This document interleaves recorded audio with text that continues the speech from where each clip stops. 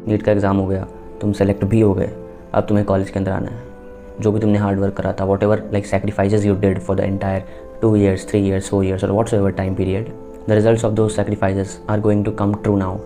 जो सपना तुमने देखा था एक मेडिकल कॉलेज के अंदर पढ़ने का, एक डॉक्टर बनने का, is going to be true now. So first things first, congratulation to everyone जिनका इस साल सिलेक्शन हुआ है, एंड जिसका इस साल सिलेक्शन नहीं भी हुआ है तो भी कोई बात नहीं है। अगले साल हम फिर से तैयारी करेंगे, हम फिर से एग्जाम देंगे एंड होपफुली अगले साल हम सेलेक्ट होकर दिखाएंगे। कॉलेज के अंदर घुसने से पहले कुछ ऐसी चीज़ें which you should keep in your mind. होता है कि हमारा एक्सपोजर जो होता है कॉलेज से वो बहुत कम होता है, इनफैक्ट कॉलेज से, हॉस्टल लाइफ से, बिकॉज द रीज़न इज़ कि हम लोग बचपन से स्कूल में पढ़ रहे होते हैं और 11th-12th में कई लोग अगर किसी अच्छे कॉलेज में जाकर पढ़ते हैं तो वहाँ पे कॉलेज होता है जिनको कॉलेज की थोड़ी बहुत चीज़ें पता होती हैं। अपार्ट फ्रॉम दैट कुछ लोग अगर हॉस्टल में रहे होते हैं बचपन से 11th-12th में या फिर उससे पहले से, तो दे नो हॉस्टल लाइफ कैसी होती है एंड कैसा इन्वायरमेंट होता है एक हॉस्टल के अंदर। ना जानने के बाद भी you just note 10% of the things जो कि तुम्हारे कॉलेज में तुम्हारे साथ होने वाली। So before you enter a medical college, med school और what's ever you say, it are the few things that I from my own experience would suggest to keep them in your mind. First thing is expectations मत रखना। Expectations क्या? Like देखो, तुमने अभी NEET crack करा होगा, तुम्हें अपनी कोचिंग में भी बहुत इज्जत मिल रही होगी, तुम्हें अपने घर में बहुत इज्जत मिल रही होगी, तुम्हें रिलेटिव्स में बहुत इज्जत मिल रही होगी, तुम्हारे आस पड़ोस में तुम्हें इज्जत मिल रही होगी। बट जब तुम एक मेडिकल कॉलेज के अंदर आते हो तो यहाँ पे आने वाला हर एक बच्चा नीट क्रैक करके ही आया है। सो यहाँ आने से पहले डोंट थिंक वो जो तुम्हें रॉयल ट्रीटमेंट मिल रही है कॉलेज के बाहर वो यहाँ भी मिलेगी। द थिंग इज़ यहाँ हर किसी ने नीट क्लियर करा है, यहाँ हर कोई अपने स्टेट का टॉपर है, अपने जगह का टॉपर है, what's ever. Don't think as if कि तुम आओगे तो लोग तुम्हें बहुत ऐसा रिस्पेक्ट करेंगे या फिर तुम्हें बहुत ज़्यादा ऐसा एंटरटेन करेंगे। द थिंग इज़ कि सब लोग सेम ही है ना, नॉर्मल जैसे स्कूल के अंदर पहला दिन होता है एडमिशन का, वैसे ही कॉलेज के अंदर होगा। तो overall don't have any expectations कि मैं कॉलेज जाऊँगा तो बहुत रिस्पेक्ट मिलेगी, कॉलेज जाकर के बहुत इज्जत होगा, ये सब कुछ नहीं होता। तुम कॉलेज आते ही बेइज्जत होने के लिए हो, बिकॉज ऑब्वियसली बात है ना, यहाँ पे जितने भी तुम्हारे सीनियर्स हैं, चाहे सीनियर्स तुम्हारे लाइक यूजी में सीनियर्स हो गए, फिर पीजीज हो गए, तुम्हारे प्रोफेसर्स हो गए, उन सब ने खुद वो चीज़ फेस कर रखी है। वो खुद जिस प्रोसेस से तुम आए हो वो खुद उस प्रोसेस से निकल के आगे बढ़ चुके हैं। बहुत न्यूट्रल एक्सपेक्टेशन रख कर आना कि हाँ मैं यहाँ पर आ रहा हूँ पढ़ने के लिए एंड चीज़ों को एक्सप्लोर करने के लिए, इन्जॉय करने के लिए। जो भी मैंने मेहनत करी थी अब उसको बस मुझे इन्जॉय करना है और मुझे डिसिप्लिन रह करके अपनी पढ़ाई भी करनी है। एंड थिंग इज अपने लेवल को गिरने मत देना।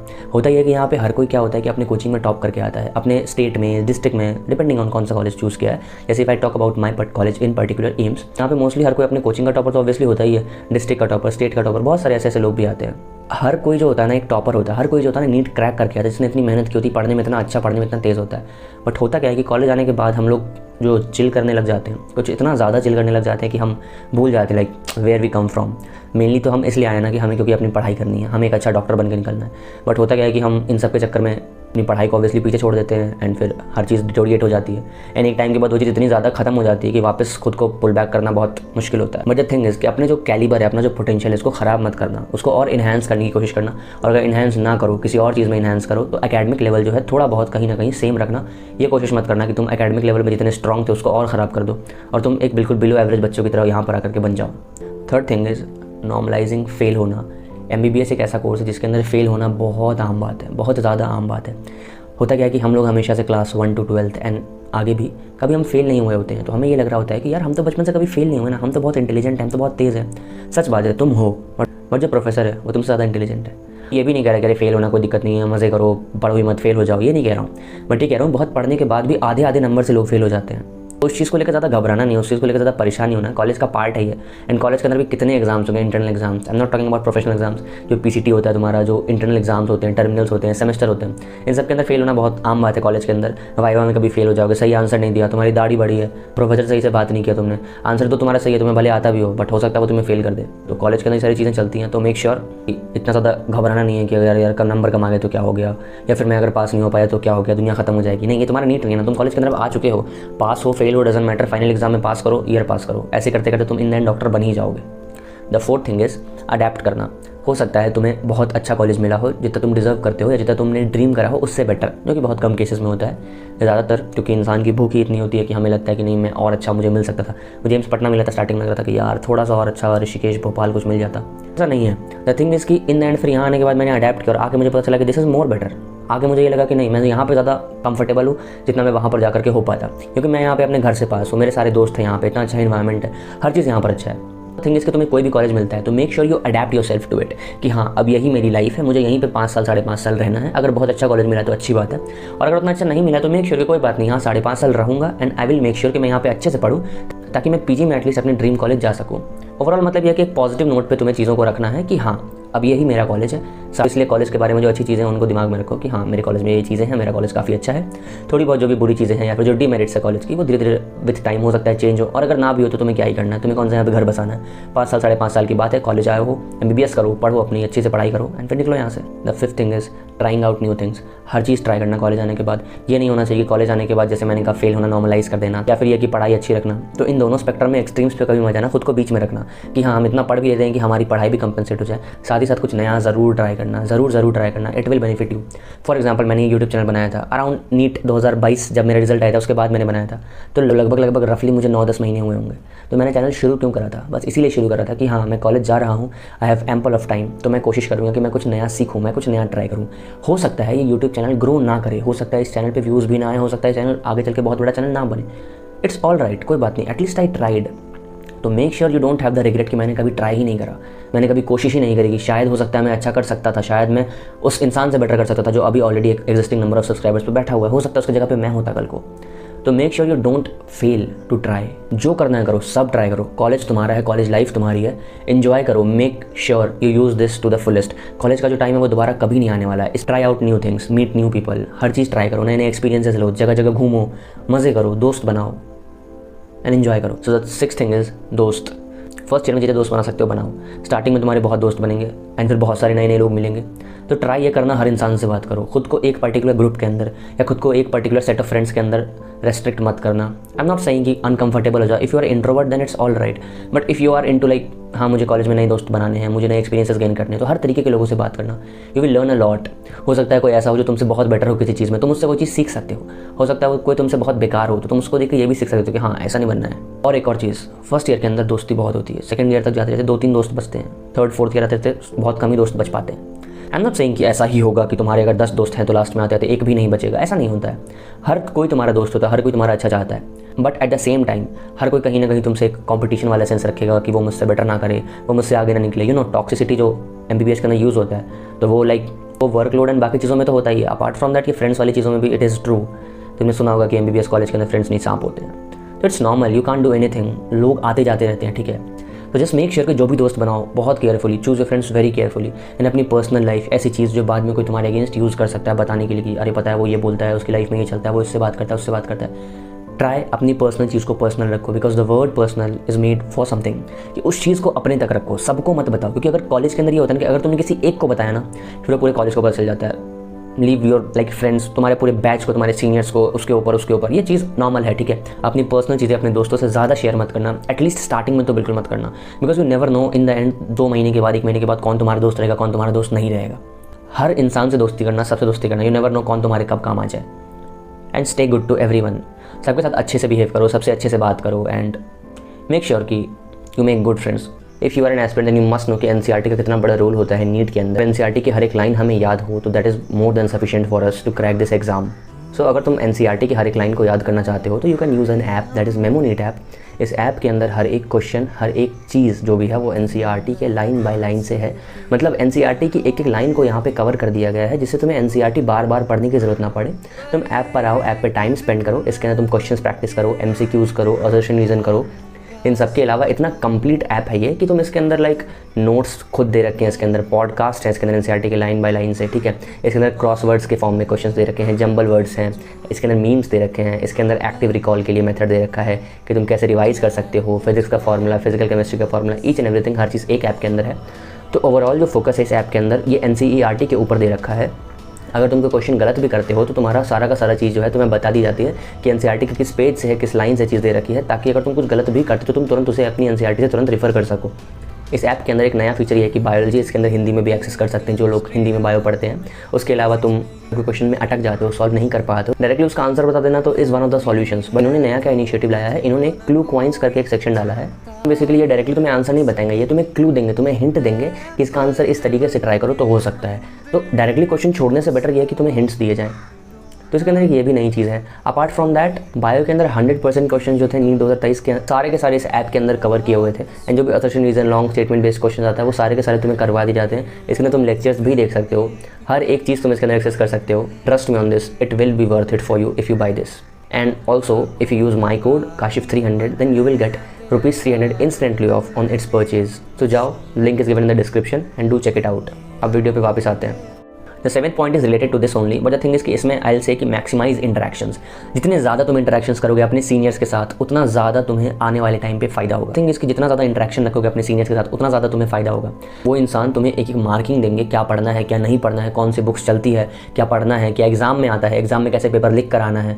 ठीक है, एनाट में तुमको क्या पढ़ना है, बायोकेम में क्या पढ़ना है, फिजियो में क्या पढ़ना है, कौन सी किताब पढ़नी होती है, कब कहाँ कैसे बिहेव करना होता है, एडमिनिस्ट्रेशन के सामने तुम्हें कैसे जाना होता है, आईपीडी ओपीडी में तुम्हारे फैमिली का कोई आता है या तुम खुद जाते हो, तुम्हें कैसे दिखाना है कैंपस के अंदर, क्या क्या चीज़ें हैं, किन चीज़ों से बचना है, कौन से सीनियर अच्छे हैं, कौन से सीनियर बुरे हैं. हर एक चीज़ तुम्हारा एक अच्छा सीनियर तुम्हें गाइड करके हेल्प करता है. And touch wood, I have very good seniors. And जितने भी सीनियर्स हैं मेरे, जितने भी हैं, each and every one of them is too supportive. Like you won't believe कि मेरी एक जो वीडियो होती है, इनफैक्ट ये भी वीडियो है, सीनियर्स अपने व्हाट्सएप के स्टेटस पे शेयर करते हैं. बैचमेट्स भी सपोर्टिव हैं, they also share this. So seniors हो गए, बैचमेट्स हो गए, एवरीथिंग.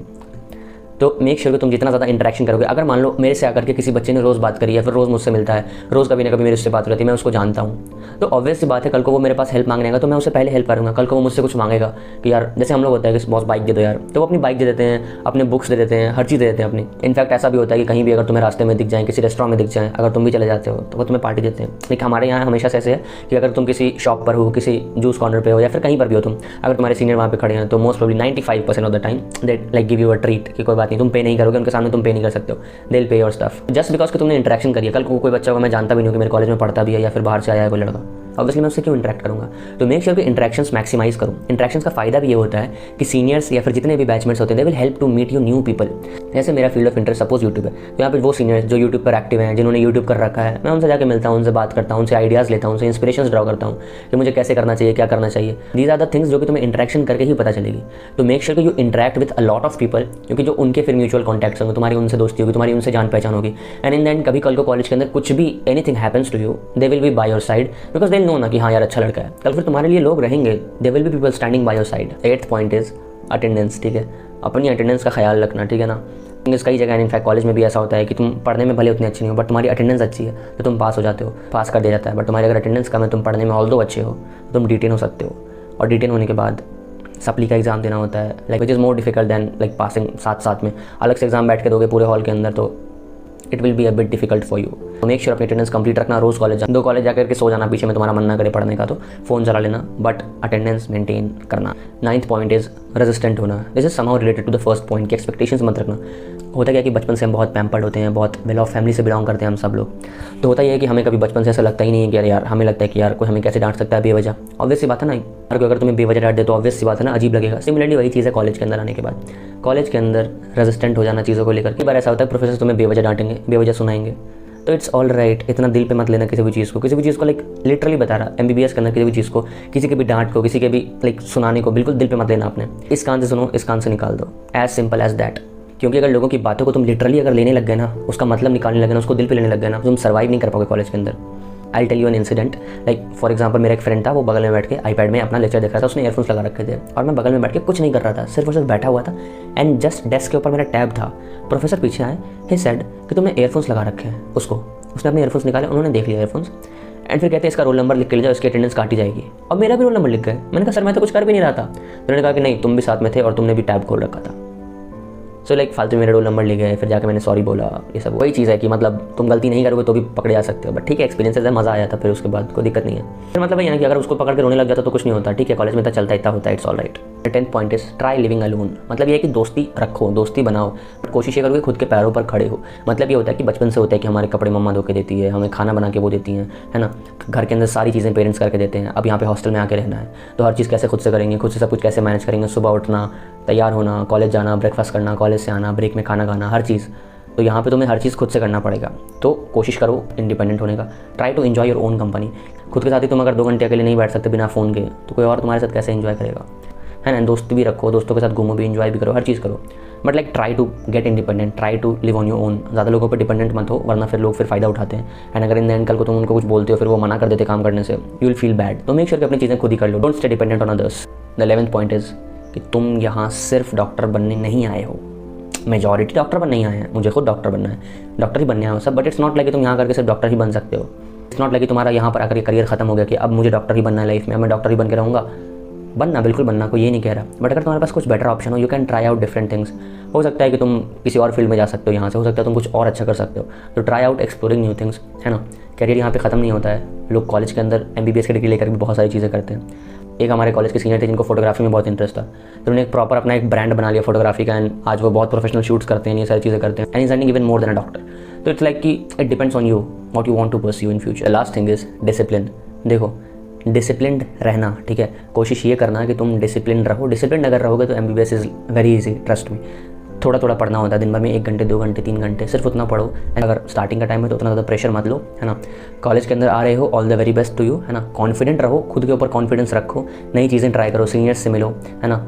समझो कुछ दिनों के अंदर कि तुम्हारा कॉलेज कैसा है, कॉलेज के अंदर चीज़ें कैसे वर्क करती है, आउट न्यू थिंग्स, अपने कॉलेज के बारे में चीज़ें समझो कि तुम्हारे कॉलेज में क्या चलता है, क्या नहीं चलता है, कॉलेज के बारे में क्या क्या चीज़ें हैं। थोड़ा कॉलेज को अपने समझने का टाइम दो, उसके बाद फिर वहाँ के अकॉर्डिंग खुद को अडैप्ट करो एंड नई चीज़ें सीखो। जिस भी शहर में हो तुम्हारे, जिस भी शहर में तुम्हारा कॉलेज है, उस शहर को घूमो, उस शहर को जानो, देखो वहाँ पे लोग कैसे हैं, है ना, वहाँ पे एनवायरमेंट कैसा है, क्या क्या चीज़ें हैं। क्योंकि देखो इन द एंड ऑब्वियस सी बात है, जैसे सपोज कोई कॉलेज है, 95% ऑफ द टाइम तुम्हारा MBBS का तुम्हारे कॉलेज के अंदर ही जाने वाला है, तो ऑब्वियस सी बात है कॉलेज का कैंपस, कॉलेज की चीज़ें, कॉलेज का इंफ्रास्ट्रक्चर मैटर करता है, ना कि बाहर का शहर कैसा है। बाहर का शहर भी मैटर करता है, बट इन द एंड वही है कि कॉलेज के अंदर दोस्त बनाओ, दोस्तों के साथ घूमो फिरो, मज़े करो, जो करना है करो।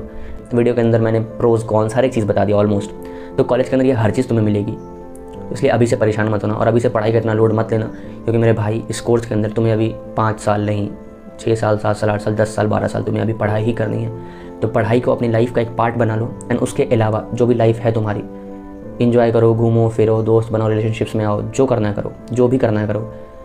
Trust me on this, you deserve this, क्योंकि तुमने उतनी मेहनत की है, तुम इतना डिजर्व करते हो कि तुम अभी इतना एंजॉय कर सको, इतना घूम सको, इतनी पार्टीज कर सको। And the juniors of my college who are watching this, I welcome you all to AIIMS Patna, and I hope we all will have a very good time together. And trust me on this, तुम यहाँ पर आकर regret नहीं करोगे, तुम्हें बहुत मजा आएगा। एंड कुछ दिन में यू विल फील कि तुम्हारी कॉलेज तुम्हारी फैमिली की तरह है। कई बार ऐसा होता है कि बैच के दोस्त से अच्छे हमारे सीनियर्स दोस्त निकल जाते हैं। तो try to interact with many people. Yes, this was it for the video, and जिनका भी सिलेक्शन हुआ इस साल, try to share this video with them, and I will catch you in the next video. Till then, take care and bye.